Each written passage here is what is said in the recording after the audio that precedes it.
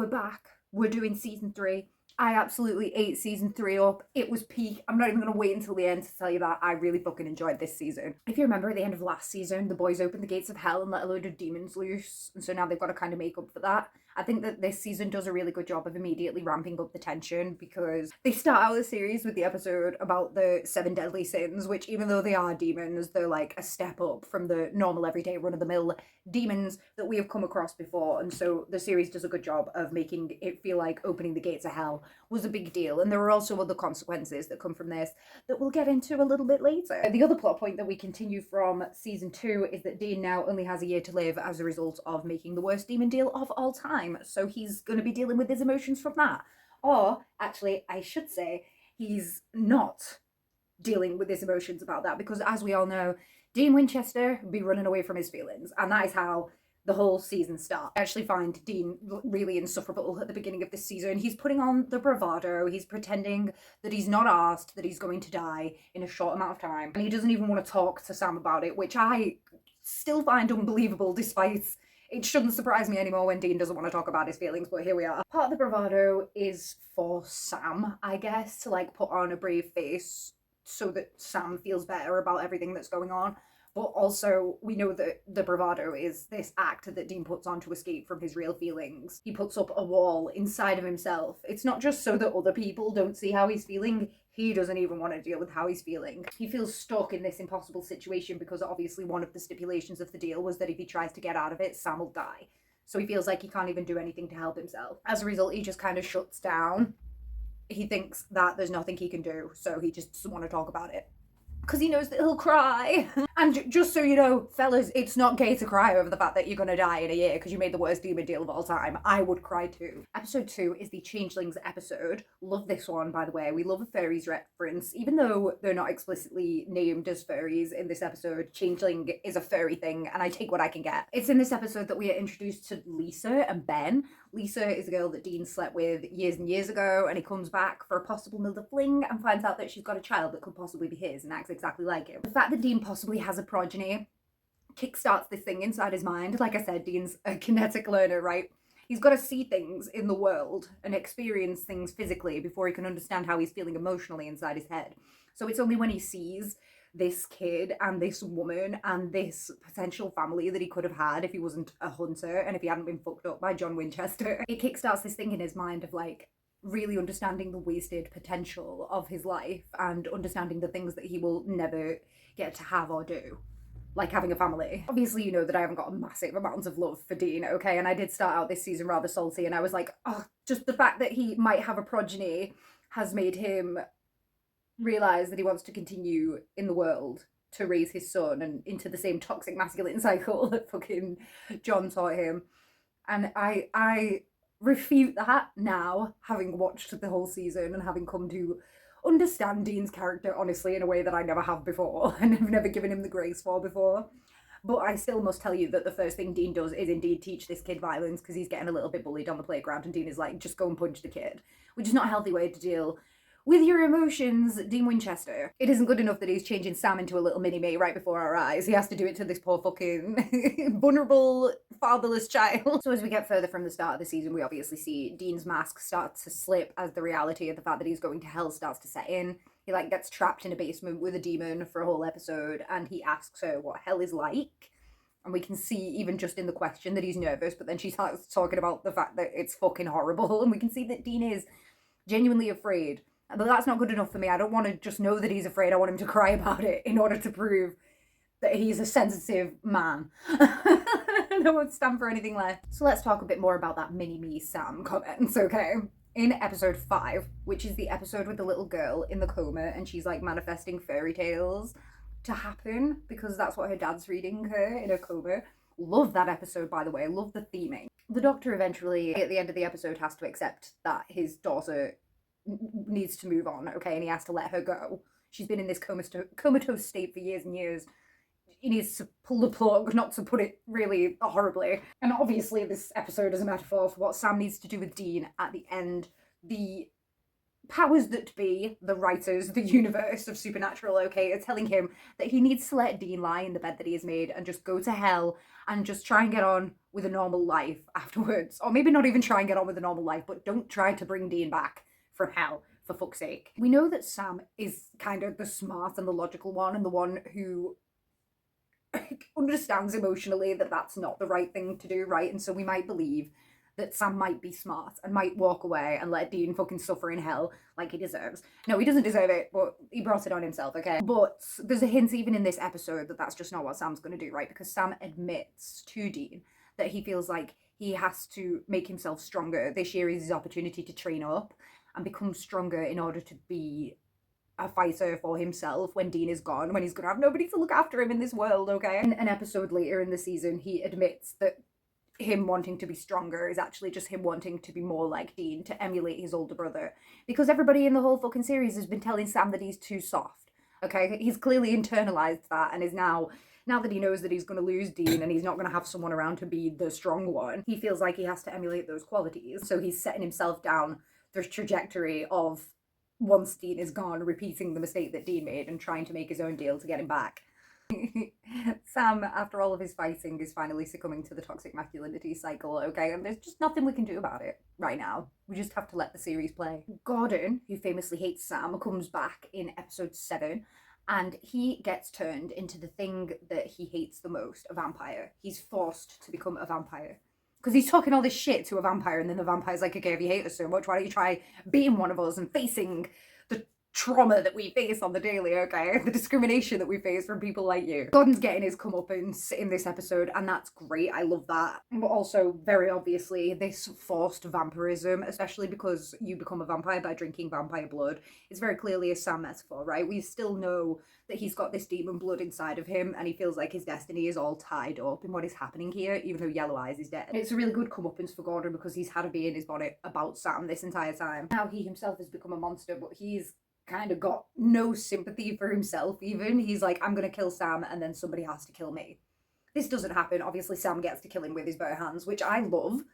It's not very good in terms of like Sam being a soft ooh little cute boy, right? But at the end of the day, Gordon's been stalking this man for at least a year, maybe more at this point, and Sam deserved his revenge, okay? He's been through enough. Just let my boy have this one thing, okay? Just let him have this one thing. It's so stupid, right? Because Dean goes around doing mad, violent shit all the time and nobody bats an eyelid, but because Sam's usually soft, when he does something like kill the guy who's been stalking him and trying to kill him for a year, and who is now a vampire, everybody's like, oh, Sam's evil. Tensions are obviously high. Sam finally bursts, and he has this big blow up at Dean, and he says, listen, we need to talk about hell, we need to talk about your feelings.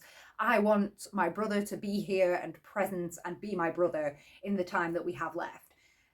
And Dean doesn't let him have the conversation. He's like, get back in the car, we're not talking about this right now. But at the end of the episode, he teaches Sam how to fix the car in this, I guess, approved masculine show of bonding, right? This is the approved masculine way of bonding. We're not going to have a conversation about our feelings, but I'm going to teach you how to fix the car like a real big brother should. As much as I'm making fun of it, it is a sweet moment, and I do appreciate it because it's another one of these moments where Sam understands what Dean is trying to do, and he understands Dean's love language, and so it just lets it happen. The year is getting on, Dean's time is getting nigh, and so he starts getting a little bit sentimental, and that's how come we get to the Christmas episode, the infamous Christmas episode, okay?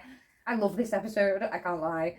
Dean wants to have a Christmas celebration this year because it's obviously going to be his last Christmas ever, but Sam can't because he has Christmas-related childhood trauma, because what don't the Winchesters have childhood trauma about? By the end of the episode, Sam is able to put his feelings aside and be jolly for Dean, which again is this, it's, the whole season is just Sam sacrificing his feelings to cater to Dean because Dean's gonna die soon, okay? Which is understandable, I guess. I particularly love this episode for the bit at the end where you can tell Sam they have this big Christmas celebration and he looks at Dean and you can tell that he wants to tell his brother that he loves him, right? But because of the whole thing I was saying before about him understanding Dean's love language and knowing that Dean's probably going to like kick off and be like, don't bring the mood down if he says something like that, instead he looks at him and he says, do you want to watch the game? And it's something that Dean would say to him, right? It's like when Sam was sad and he asked him, did he want to drive the car? It's a roundabout way of saying what he really means. Because this day is all about Dean, he chooses to communicate to Dean in this way that Dean will understand and reciprocate well to. It's very sweet and cute, and I love Sam for it, to be honest. The flashbacks in this episode are obviously very important because we get a look into the boys' childhoods and what has caused Sam's Christmas-related childhood trauma, which is such a mouthful for me. Basically, John was gone all the time and they spent Christmas alone in motels and he never came back or gave them any gifts or really celebrated it at all with them. We find out that Sam was, up until like very late in the game, unaware of what was going on with his dad and that monsters were real and stuff like that. Even though Sam, obviously being a smart kid, knew that something was wrong and would constantly ask Dean and presumably his dad what was going on, they kept this secret from him for as long as possible and basically gaslit him and made him feel like he was crazy, bro. It's something I've mentioned before about how the two of them keeping information from Sam doesn't keep him safe, it just alienates him from the family and ends up putting him in more danger. Obviously, not knowing that monsters are in the world and could potentially be after him and his family is a disservice to him. Also, a continuation of the theme of Sam having no autonomy. He knows that something is up and he just wants to know the information, and they are choosing not to give it to him, despite it being a vital part of his life. You know, it might give him a little bit of a clue as to why his dad's not around on Christmas, bro. Are you serious? The Sam thing was an aside. Let's talk about Dean some more. This is a Dean-centric season, as you can probably imagine, so I am trying to keep it, I'm trying to keep it balanced here, okay? Episode 10 with the Dream Roof. Very fun episode. We love a trippy episode. Dean faces his dream self in the dream, obviously. There's still a lot of bravado. He basically tries to smart talk himself out of having a deep conversation about his emotions, which is crazy. That is a level of denial and delusion that I kind of aspire to be at, to be honest. Dean's shadow self says that Dean doesn't see his life as worthy. He doesn't think that Dad should have traded his life, and that's why he was so quick and easy to give his life for Sam's. He feels like everybody else's life is worth more than his. The continuation of this theme from season 2 that we saw in What Is and What Shall Never Be, or whatever it was called. It's something that just never gelled with me for Dean's character, but I do see the theme is there and it's continued throughout. I think that because Dean just refuses to acknowledge it for himself, it's hard for me to acknowledge it as an audience member. His character development is so slow. It feels like he's learning empathy for 3 years now.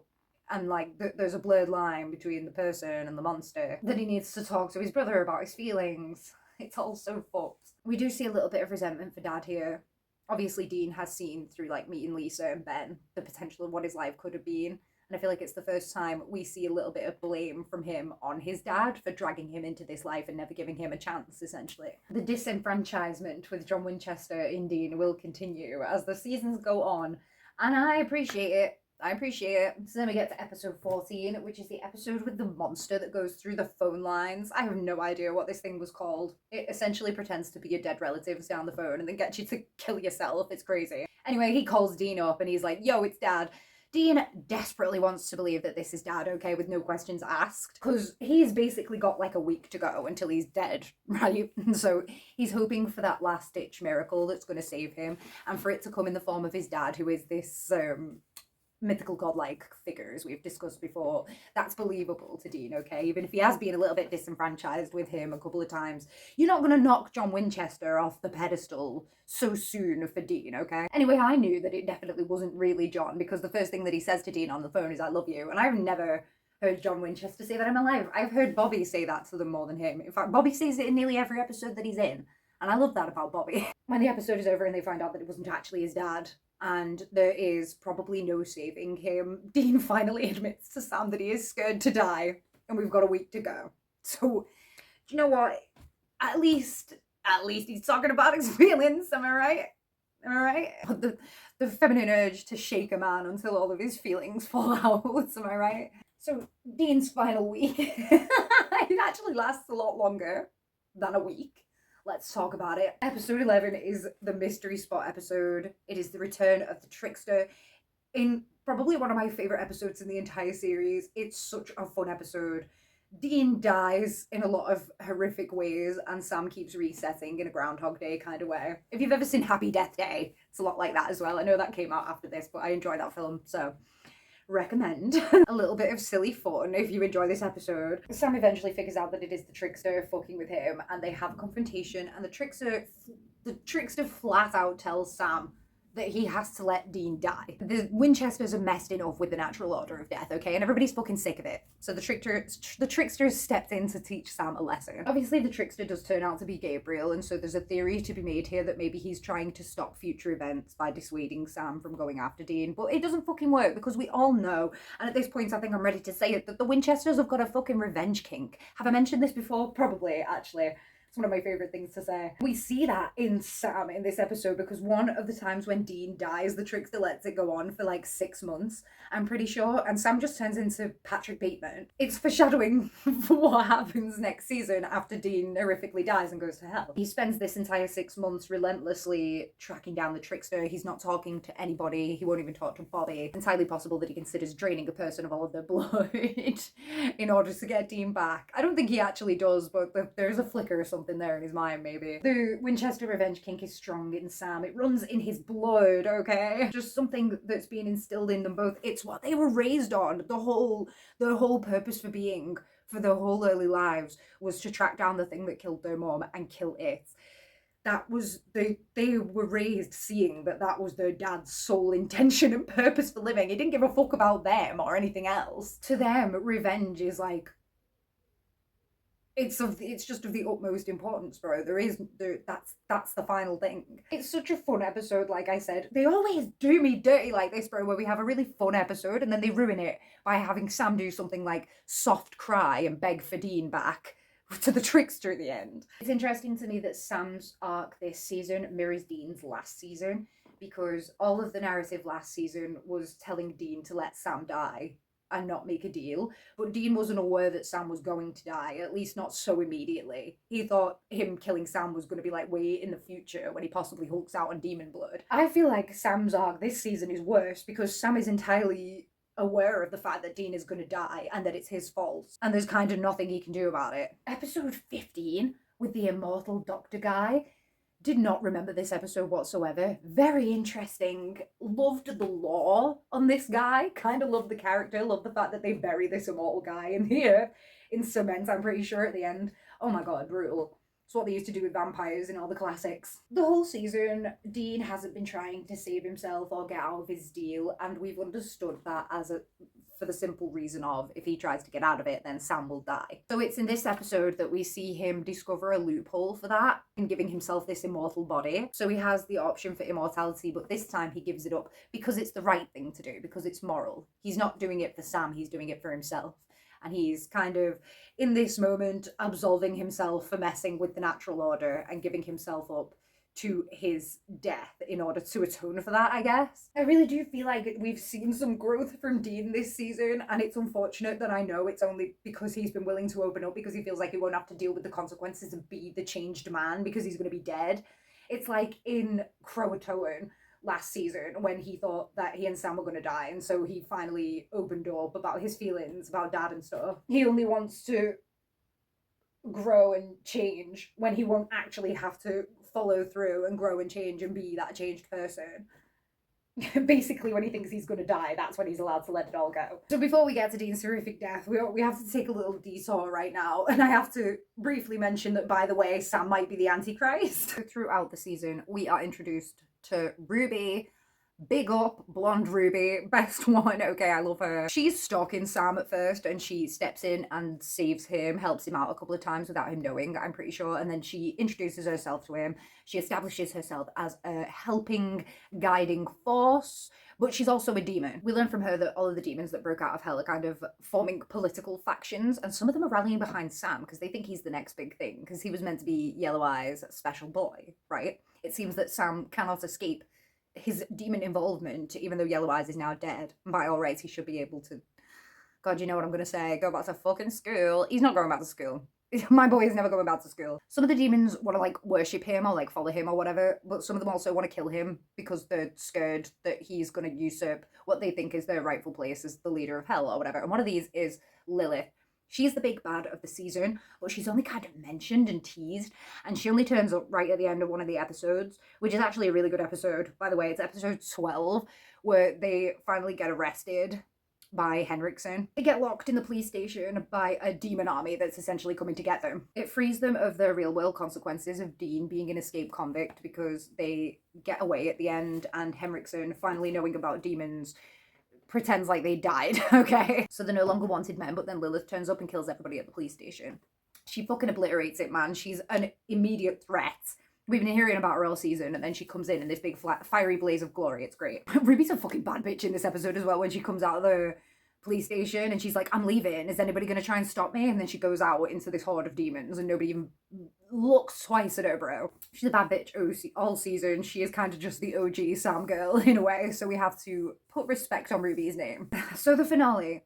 I think little girl Lilith is fucking sick. I think she's scary as fuck. I think the way that she fucks with that family and like kills their cat and the granddad, I think it's great. It's basically Dean's last night on Earth, and they make this last-ditch effort to go and kill Lilith. They're in the car on the way there, and Sam tries to say the big goodbye, and Dean won't let him. Even at this last moment, he won't let Sam get fucking closure with one man in his life, and he just makes them sing loudly in the car, and they cry together. It's ridiculous. It's not even just the men in his life, because he didn't get closure with Jess either. So Sam is just a closureless being, okay? He has no say in anything anymore. The scene where Sam sneaks into the bedroom and is gearing up to stab this little girl who he thinks Lilith is inside is so intense. His acting is so good. Like, I feel the fear on her, but she isn't in the little girl.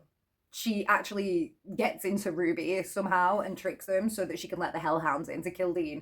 And she does it in front of Sam.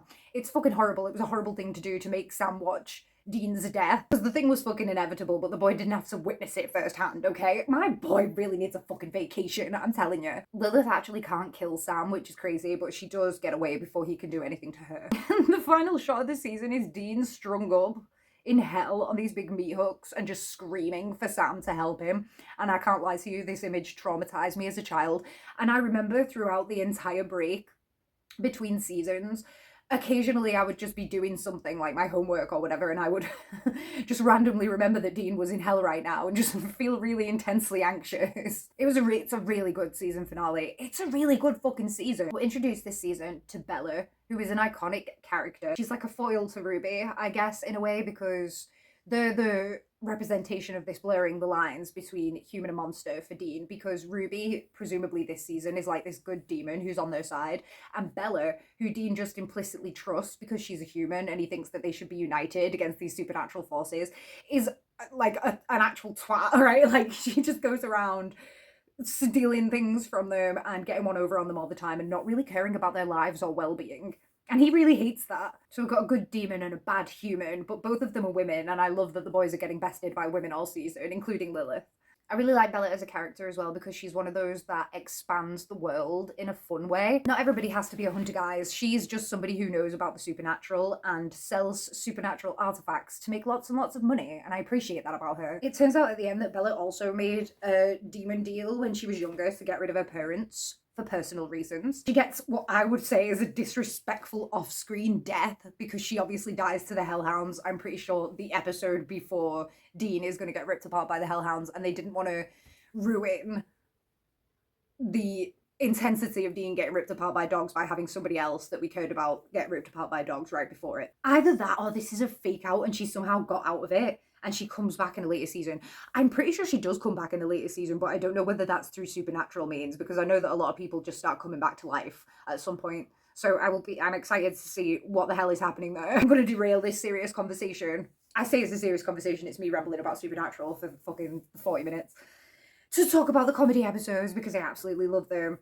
Episode 3, Bad Day at Black Rock. I fucking love it. One of my favourite films of all time is Final Destination, and I love the vibes that this has. It's exactly like Final Destination. They get the rabbit's foot, and they have good luck until they lose it, and then everything goes wrong for them. I absolutely love it so much. It makes for a lot of really entertaining physical comedy scenes. My characters in this episode are really good as well, like the goons, who are just out here with this rabbit foot and they don't know what it's all about. I love it. The scene where Sam loses his shoe is iconic in my house, and me and my mum still quote it on the regular. And then there is episode 13, which is the Ghostfacers. I fucking love the Ghostfacers. I know some people find them really annoying, but I love them. Gay love can pierce through the veil, etc. I'm not going to harp on it for too long because it's just really not relevant, but I really couldn't let this slide without mentioning them, and they do come back. It's such a good episode. I love that they experimented with like a found footage theme for it through the medium of this Ghostfacers online show. And I also happen to really like episodes where we see the boys from a third person perspective, because we don't really get that a lot.